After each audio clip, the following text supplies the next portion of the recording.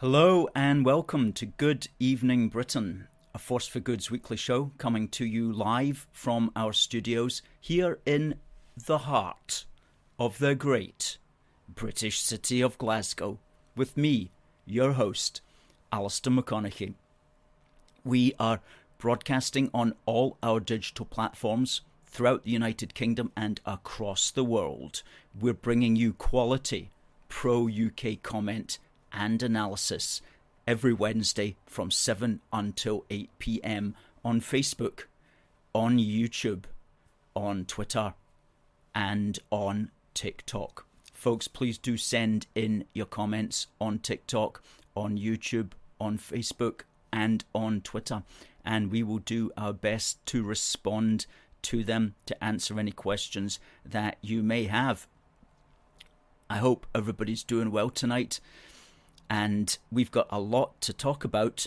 We've only got 1 hour to do it, so we're going to be rushing through all the stuff. But what's on your minds tonight, and what do you want to talk about? One of the things that we do want to talk about, and to start straight away with, of course, is the big Rutherglen and Hamilton West Westminster by-election, which is held tomorrow from 7 a.m. in the morning until 10 p.m. at night.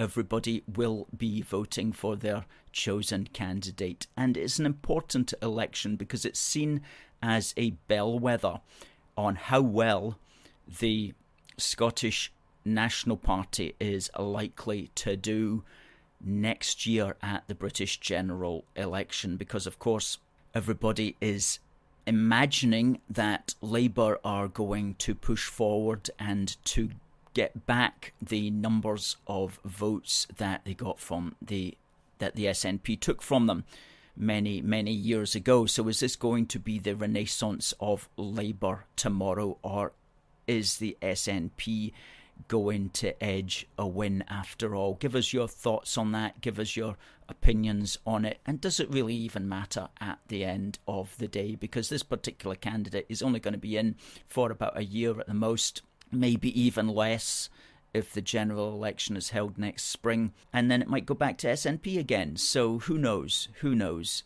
And by-elections as well are an opportunity for people to vote for something different, or to vote against the people that they've become tired of. Is that going to be what's happening tomorrow in Rutherglen?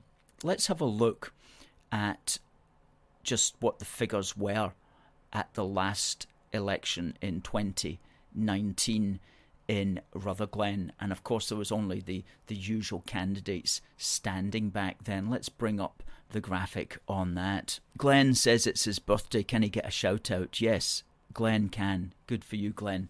Here we are in 2019, and the SNP, Margaret Ferrier, got in with 23,775, and Labour was behind on 5,000. So that's not too much of a gap, really, and it's expected that Labour are going to close that very closely tomorrow. And of course the Conservative and Lib Dems, well, many people will take the opportunity to vote tactically, so you'll probably see the Conservative vote going down and the Liberal Democrat vote going down, as a proportion of those voters will vote for Labour as a tactical vote to try to unseat the SNP. And last time round there was only one smaller candidate standing, and that was the UKIP candidate. They're not standing this time round. Let's in fact see who all is standing, and we do have a list of them all. There's a list. Now most of those, of course, are just going to pick up a handful of votes. Your independent candidates, the Vote UK, which is actually wanting to rejoin the EU, they'll pick up a handful. The Scottish Trade Unionist and Socialist Coalition, I can't see them rounding up enough of their coalition members to be interested, quite frankly. There's an Independence for Scotland party that might take 1 or 2 votes from the SNP. Their interesting point of view is they want to be elected as an abstentionist, would you believe? As an abstentionist. So I suppose that's an honest Scottish National Party there. They're calling themselves Independence for Scotland Party. And really, it's a fight, of course, between the Tories and Labour, then the other two main parties, which is Conservative and Lib Dems. Now, what we would like to see here at A Force for Good is our friend of A Force for Good, Niall Fraser, who's standing for the Scottish Family Party. We'd love to see him beat all of those smaller parties and especially beat the Greens. That would be absolutely tremendous. And hey, maybe even beating the Liberal Democrats and getting into fourth place. That would be absolutely fantastic and not impossible. Not impossible. But let's hope that he beats all the small ones and the Greens. The Greens really deserve to go down. Okay, now I know that he had a hustings, I'm told, last week, and we've got a little video that we'll just play for you just now, just a 1-minute video, and this was after the hustings had finished. Well, it was the roundup at the end where all the candidates had exactly 1 minute to make their case, and let's play Niall's case right here. Again, you will have heard tonight about a whole range of issues. Net zero, cost of living, COVID, lockdowns, all of that's fine and well and should absolutely be debated. But in the real world, in the practical world, if we cannot defeat the simplest of lies, the most elementary of lies, this sex change lie, then we literally can't go on and fix any other issue. So long as basic truths remain questionable, we'll be forever stuck in the mud, forever going in circles, forever declining as a country, as a nation and as a people. Scotland needs the grown-ups back in charge, not the daft student union politics of the SNP and the Greens. This election I've shown this community that I've got the strength, the courage to stand up for my constituents in any situation, to shield them and their children for this rainbow cult. I will never apologise for standing up and speaking truth to power for this community. Thank you very much. Okay. Thank you very much.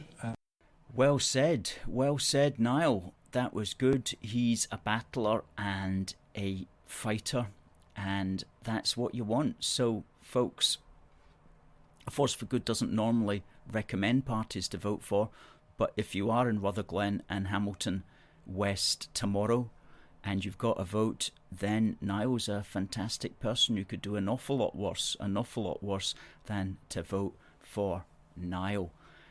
Now, I just want to give a shout out to somebody who's going to go down in AFFG history, and that is a man called Kevin Haim Knowles, who is our first ever super chatter on YouTube, and he has donated £10 to A Force for Good via our super chat facility. Thank you, sir. Thank you to Kevin for that. That's absolutely amazing stuff, and I was going to be talking about it. Here we go. £10 super chat. Thank you, sir. Donated at 7:03. You'll go down in history as our first super chatter. And if you'd like to send us, sir, your name, your address, we will put a free copy of this magazine in the post to you tomorrow. Normally retailing at £4.50. You can get this for free if you send your address to contact@aforceforgood.uk. Thank you very much. Let's have everybody saying thank you, Kevin, in the comments. So, more on our monetization on YouTube, which is a big thing for us, by the way. This only happened 2 days ago. More about that in a minute, but let's concentrate for now on the Rutherglen by-election. But let's also say hello to some folks. Derek was first in tonight, saying hello to Alistair and AFFG supporters around the world. I hope everyone is doing well, and good to see the latest Union Heart. Gust even to see the latest Union Heart. A great read, the magazine to which he is referring. Eric says, what's the alignment of the independent candidates? I only know the alignment of one of the independent candidates, and he is simply interested in football and having some kind of football league, which I couldn't really go into, but he wants to change around the British football system in some way. But other than their alignment as far as the big question on everybody's lips of whether they want to stay in or out the UK, don't know. I'd always stay clear of people, the independent candidates like that, because they will, if they're ever elected, they get immediately co-opted, especially at the local level anyway. They're immediately co-opted by one side or the other. They find themselves having to choose sides half the time, certainly in local politics, maybe not so much Westminster politics.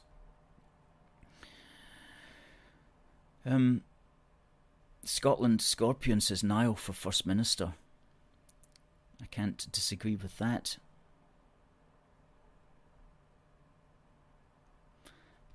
Scotland Scorpion says, I can't believe I agree with everything Niall stands for. This is a first. Let's put up Niall, the front page of Niall's brochure here that we've got, that was passed to us, where he sums up what he stands for. There we go.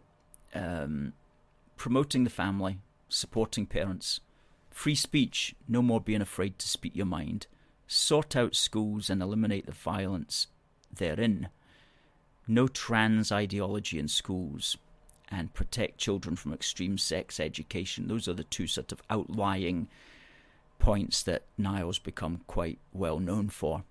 And at the bottom there, love life, helping all to flourish at every stage of life. There you go. Straightforward. Okay. Christopher says that was a brilliant speech by Niall. Loved the disagreeing, nodding SNP donkey next to him. Yeah. Stephen says, well done, Kevin, for the super chat. And Slim says, thanks, Kevin. Now, what's all that about then? As does Scotland Scorpion and Catherine. And so what that's about is we are now monetised on YouTube. Now that's actually quite big. What it means is you get 1 pence for every 1,000 views of a video, and you think, oh, that's can't add up at the end of the day. Well, if you get 100,000 views on one video, that's £1,000 coming your way. If you get I'm not going to try to do the mental calculation in my head, but it adds up. It adds up quickly, and we're getting several thousand views a month, and so that's a few pennies that are going to be coming our way. And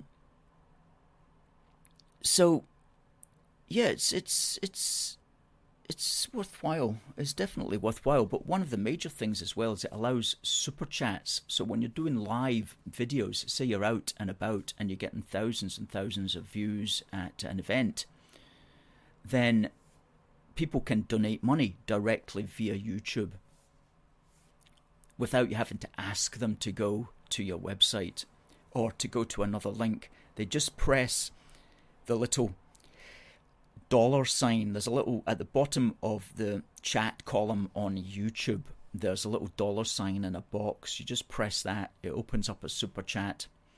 You can type in your message. You can type in the money that you want to donate, and you can type in the color of your message, and it'll come out clearly in the chat to the side of your YouTube video, and we'll notice it. We'll give you a shout out.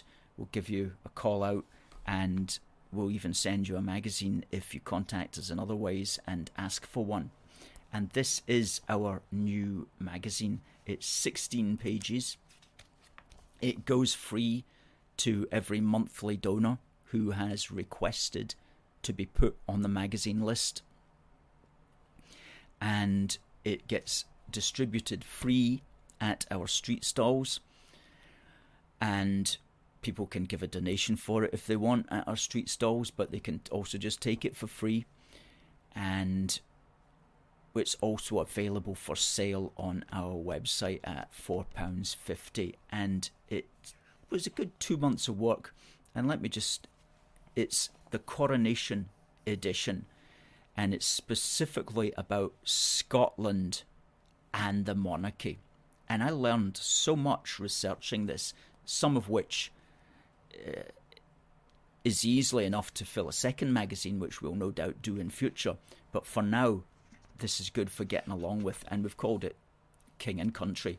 And so we start off with describing what the monarch is all about, what's the role of the monarch.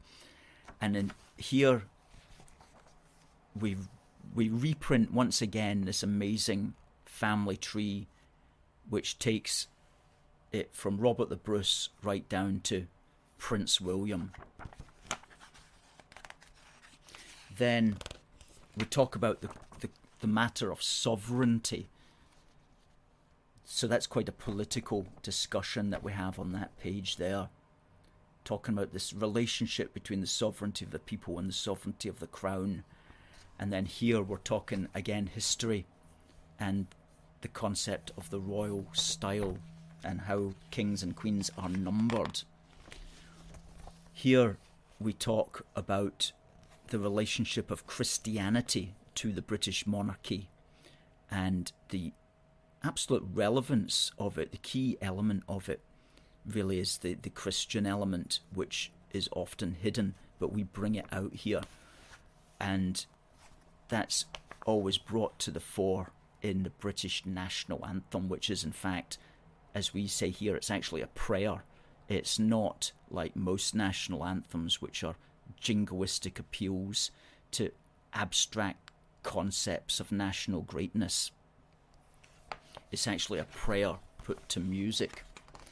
And then the centre pages, which I'm so pleased about, our graphic designer really delivered on this.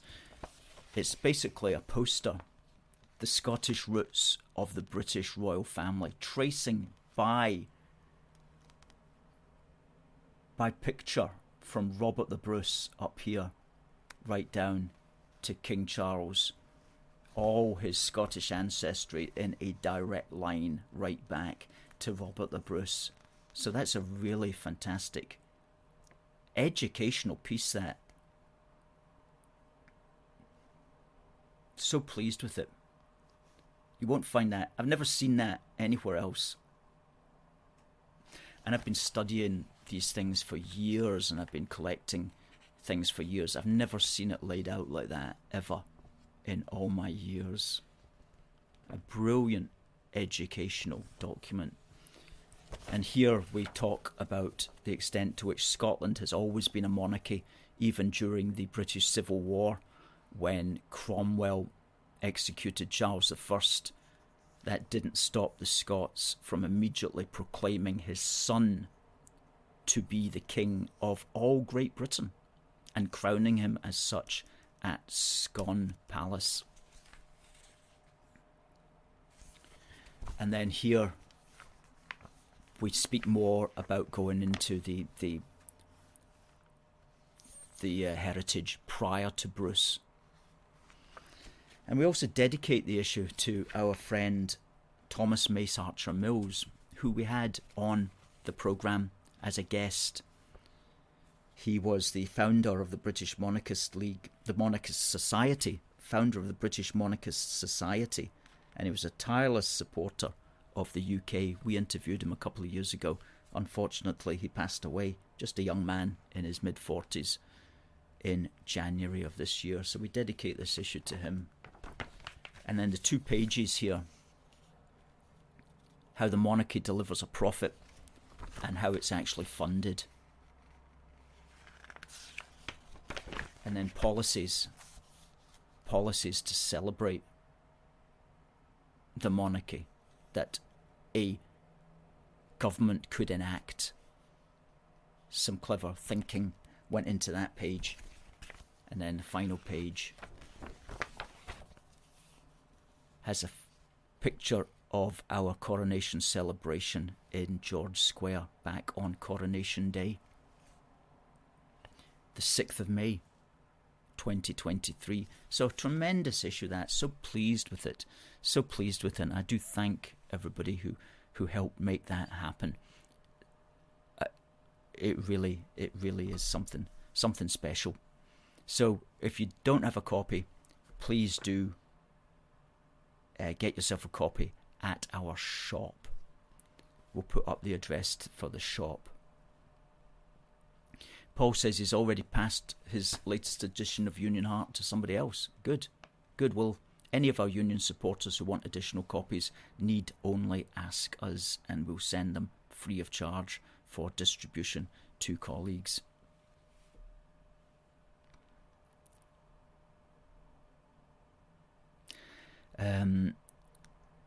Stephen said, would tactical voting help in Rutherglen tomorrow? Well, it depends, of course, who you tactically want to support.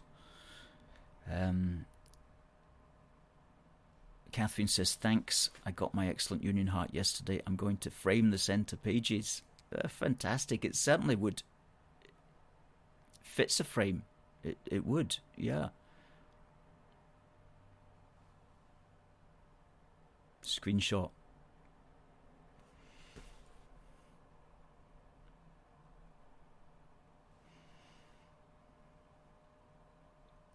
Harry says, as long as Unionist parties get the hold in the by-election, that's all that matters to me.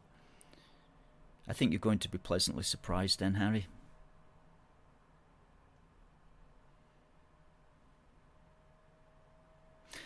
Well, Scotland Scorpion says that her friend thinks a vote for a smaller party is a waste. Well, it just depends how you see life, I suppose.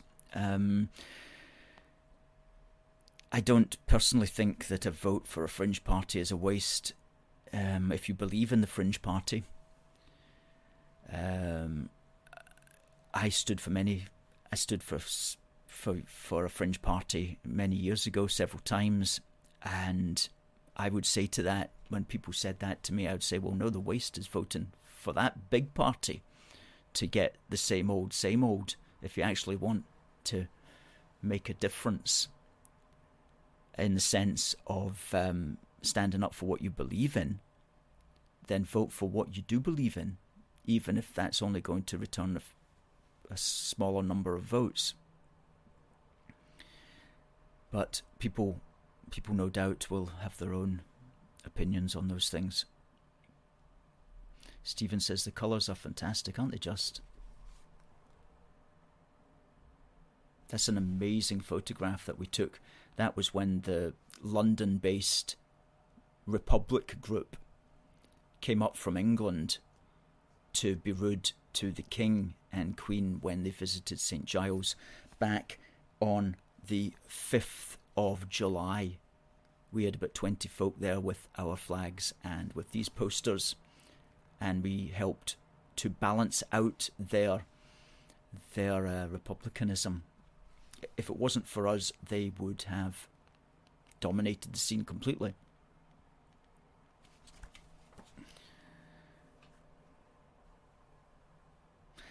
Kat says the SNP reached a new low when they disrespected the Princess Royal in Aberdeen recently. What that was just a few days ago. Shona Robinson, who is I don't know what she is in the SNP, some MSP anyway, and her job was to be at the same event as Princess Anne, but she kept Princess Anne waiting for 40 minutes, and then when Shona Robinson gave her speech, she didn't even mention Princess Anne or thank her in any way, which was a real bad move, really. Childish, as they say, and sums up the SNP, because they think it's all about them. They're that sort of person that doesn't want to give anybody else the credit because, oh, look at me, I'm elected. Oh yeah, the referendum this month, it was going to be on, what was it, the 19th of October? But this time last year there was a big fanfare that the referendum was going to be held, and even Sturgeon said it was going to be held. Just proves don't trust the SNP because, well, according to Miss Stubborn here, They are Sinn Féin in disguise. Don't expect anything else from them. Yeah, indeed. Indeed. And so let's just do on this day in British history. Then I want to talk about the freedom of speech issue that's turned up with GB News recently. Yes, on this day in British history, on the 4th of October 2009, the Special Operations Executive, that's the SOE memorial, was unveiled by the Duke of Wellington in London outside Lambeth Palace to commemorate the men and women, those who survived and those who did not, who fought for the SOE in Europe during World War II. And these were kind of undercover type special agent people, the Special Operations Executive. And I took some photographs a few years ago when I was down there. Let's bring them up and let's have a look at the memorial. It's very nice. That's the unveiling ceremony in 2009. That's the Duke of Wellington there, the old boy. And that's Lambeth Palace in the background. And that's Violette Szabo, who's looking out over the Thames. And let's have a look at my photographs there. I'm really pleased with that photograph, by the way. That's a great pic, I have to say, even though I took it myself. Looking out pensively, thoughtfully over the Thames. Violette Szabo was posthumously awarded the George Cross and the Croix de Guerre, and she was one of 117 SOE agents who did not survive. And I think they chose her because, one, she was well known, because a film had been made about her. It was called Carve Her Name with Pride, that many of us will seen. It was one of these 1950s films, and it was starring Virginia McKenna, and that was the film Carve Her Name with Pride. So people knew who she was, but also she lived in that area of Lambeth, in Stockwell Road. She grew up there, so it was appropriate to use her visage for this memorial. Let's have a look at the other photographs.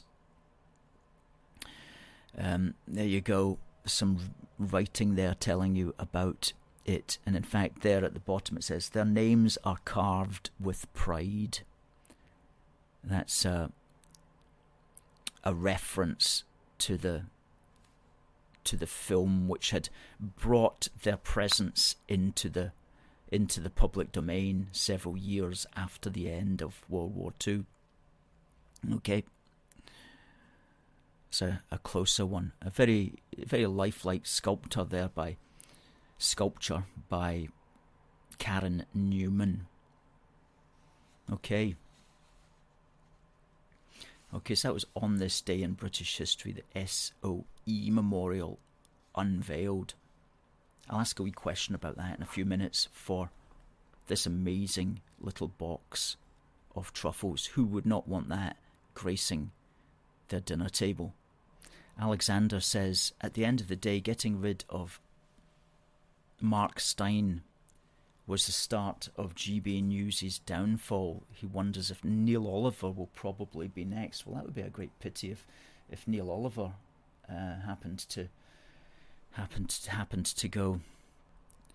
Let's talk about GB News then, because today we learned that two of the presenters, Lawrence Fox and Calvin Robinson, have been fired, not just suspended, but actually fired. And that's quite remarkable, really. And Dan Wootton remains suspended. And it wouldn't be that remarkable were it not for the fact that GB News like to actually call themselves the home of free speech. And so you wonder, well, what if they really are the home of free speech, then what are they doing firing presenters for having their say? And what this came down to was Dan Wootton had been interviewing Lawrence Fox, it must be about 10 days ago now, and Lawrence Fox had made a rather rude comment about a woman. And all hell broke loose. All hell broke loose. Rather than just having a simple apology, I shouldn't have been crude in that manner. Instead of that, it was as if, the world was falling down or something like that. And I thought this is a bit odd, because you've got all these people in the BBC who are extremely crude and rude and politically offensive and this, that and the next thing, and nobody ever asks them to get suspended. I mean, you had the famous one when Joe Brand was talking about throwing acid in Nigel Farage's face. I mean, that was seriously off. Yet nothing happened to her. She didn't get suspended or disinvited from any other programmes on the BBC or anything like that. So what's going on? And Calvin Robinson at the time actually summed it up very well, I thought. And he basically said, and I'll read his tweet here. He goes, he put it in perspective. We've seen this week the mainstream media and both Labour and Conservative politicians have called for an end to an entire channel because they do not like that we offer a different perspective. No one is naive enough to believe this is about Lawrence's crass language or Dan Wootton's response. These are the excuses. It's not about them, it's about the entire GB News project. GB News tries to be a voice to the silent majority. There are many people in the UK who have felt ignored by the metropolitan liberal elite for a long time, dismissed by politicians and legacy media. Brexit proved that. We offer a home to the media homeless, and the establishment resent us for it. They want to control the narrative. They cannot do that if we offer an alternative perspective. And he goes on to say that does not always mean that we get it right.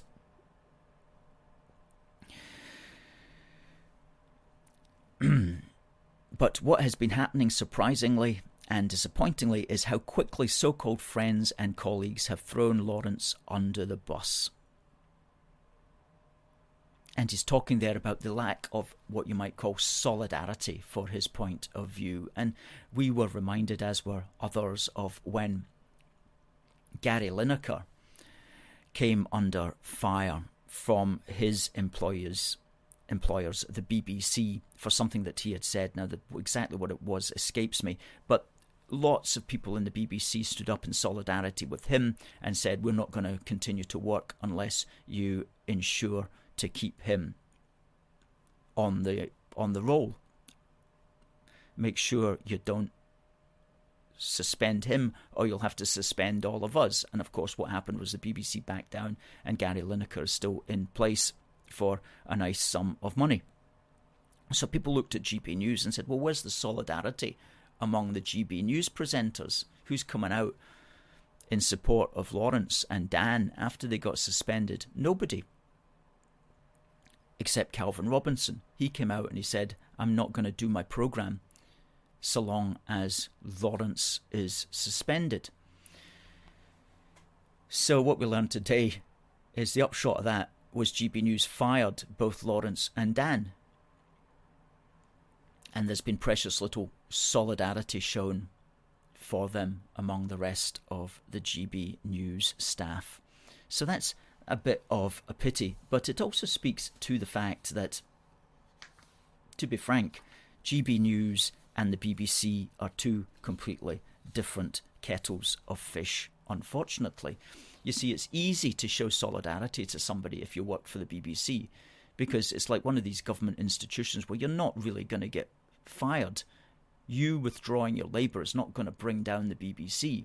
However, one person or two or three key people in GB News withdrawing their labour is going to bring down GB News. The whole channel will end and nobody will have a job. So the idea of showing solidarity is all fine and well, and I'm all for it. But it's a lot easier to show solidarity with a BBC colleague than it is to show solidarity with a small, struggling organisation. it's very difficult if you work for them to make a fuss. It's the same with nationalised industries. It's easy for people who work for nationalised industries to go on strike when the taxpayers paying your wage. It's a lot harder for a little employees in a private firm to go on strike when the consequence of going on strike means that the firm's probably going to shut up shop. So I understand why the solidarity hasn't been shown, even though I don't agree with it. I would like to have seen them coming out and supporting Lawrence and supporting Calvin and supporting Dan Wootton, and it is unfortunate, but I think a lot of people don't understand the extent to which GB News is kept afloat. I mean, it makes a massive loss. This article appeared back in March. GB News suffers 31 million loss in first year of broadcasting.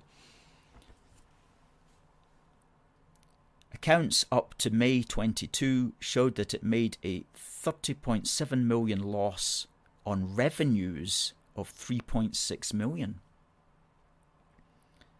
The majority of its revenue came from advertising, followed by digital and sponsorship income. However, this was dwarfed by 12.7 million in wages and other staff costs for its 175 employees. Well, I'm afraid nothing can continue like that if you're making a 30.7 million loss and your revenues are only 3.6 million. So I don't know how it stays. On the screen. It must just have a very wealthy donor that's just prepared to fund such a loss-making venture. And it's making a loss, of course, because the stinking corporations don't want to advertise with it. The woke corporations, the corporations that advertise everywhere else, don't want to advertise with GB News. And that's a shame. You know, that's a damn shame, as they say. It really is. But it's just where we are. It's where we are at the moment. Derek says he's surprised that GB News is still going. Indeed, it's on a very sugary peg, and that will not help the fact that it seems to be awfully keen, perhaps for understandable reasons, to appease the authorities and to get rid of the unwoke, because certainly Calvin Robinson and Lawrence Fox were far from politically correct in today's situation. That's right, Alan says GB News just can't attract the advertising, even though they're desperate to get ad revenue, because the left keep jumping on the bandwagon and trying to pull the corporations down that do advertise with them. And of course, Lawrence Fox also got raided by the police today. That's another story, isn't it? As well as losing his job on the same day. So he's had a bad day. Unfortunately. But knowing him, he will bounce back. He's not one to give up. One thing that we can do, of course, in all of this is just programs like this. People who are able and willing to broadcast and to get the word out in other ways. But of course, as Alexander Cameron points out, Ofcom want to regulate the internet, and the new online speech bill that's coming in is probably not going to be particularly helpful to people like ourselves, but we do not give in. And it is, I can't believe they sacked Calvin Robinson for the crime of simply showing solidarity, because I read out his message there. He didn't defame his employers in any way. In fact, to the extent that he spoke about them, he was simply trying to hold them to a higher aspiration, hold them to their words themselves as the home of free speech. So firing him was a nasty move. But look at all the people, Tories and Labour, who are coming out against GB News. That woman Caroline Noakes, who calls herself a Conservative, attacking a Conservative channel. Didn't make any sense. Well, Kevin puts some context on the matter. He says GB News is owned by Sir Paul Marshall, a hedge fund manager who has a company which has a combined asset of billions.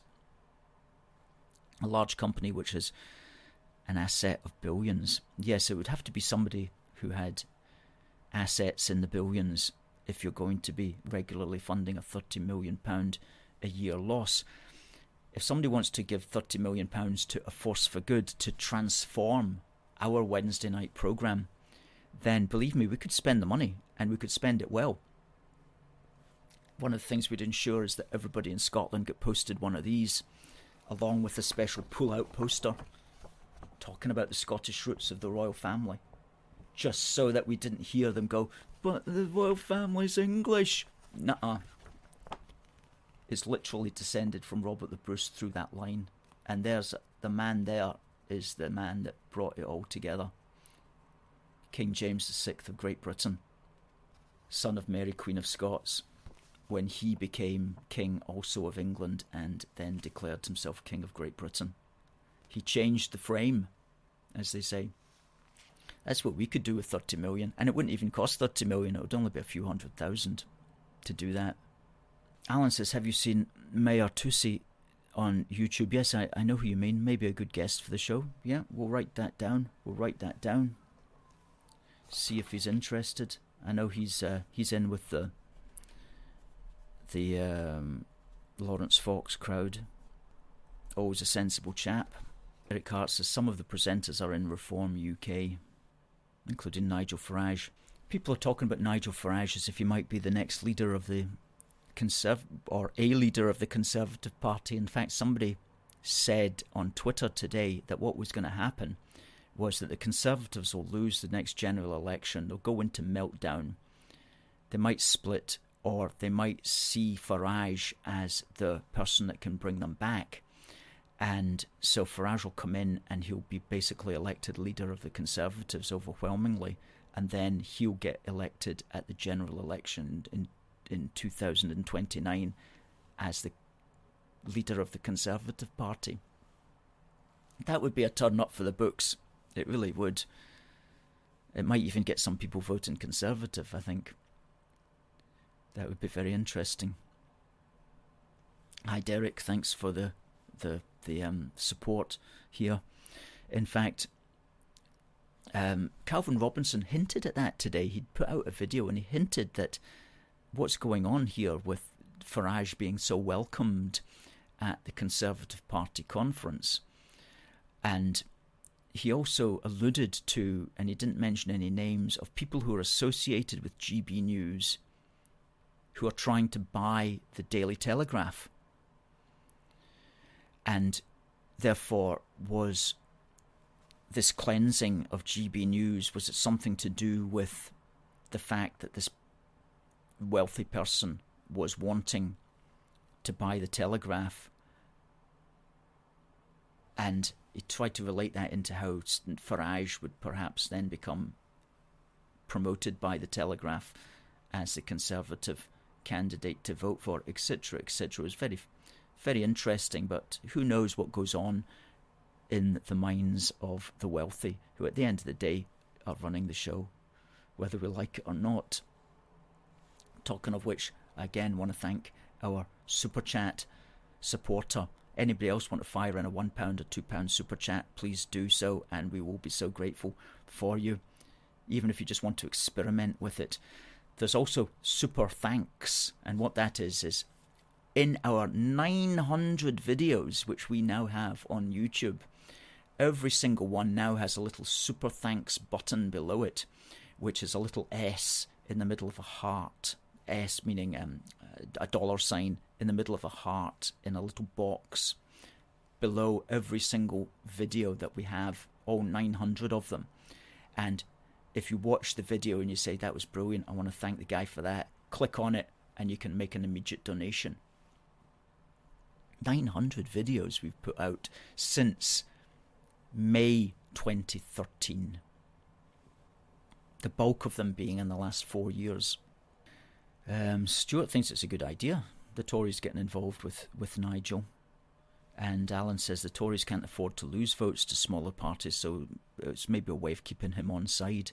He did seem awfully happy, I must say, whenever he was interviewed at the Tory party conference. Normally, they would have run a mile from him, but they did seem to be rather friendly with him, I have to say. Yeah. And by the way, look what I discovered in my change today. The first time ever I have a King Charles coin, a 50p coin with the King's head in it. That's the first coin that I've seen in my life. It was in my change today with King Charles's head. Has anybody else seen any of these King Charles coins going around? No, Nigel is not in the UKIP party anymore. He's not in any party at the moment. Stuart says he has a Paddington Bear 50p. Yeah, there's a few of them around.